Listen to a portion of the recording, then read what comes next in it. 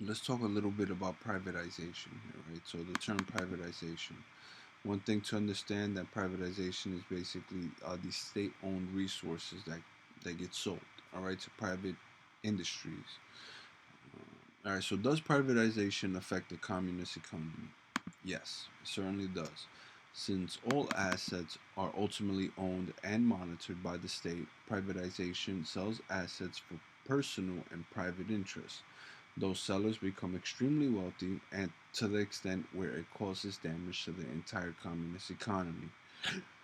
For example, we've been talking about the Soviet Union. Uh, they understood that they were in a position where they were economically falling, so they begin to sell the state's assets, right? Oil. Now these private buyers, they were like, you know what? The Soviet Union is selling oil at an extremely great price. We need to take advantage of it now, all right? Not knowing that it's going to ultimately harm their economy at the end, all right?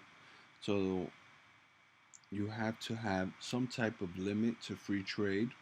Um, and privatization is not only limited to damaging a communist economy, it can damage a capitalist economy, any type of economy. Okay? All right, so that's a little bit about privatization there, right? Remember, state-owned goods get sold to these big buyers for their personal private interests.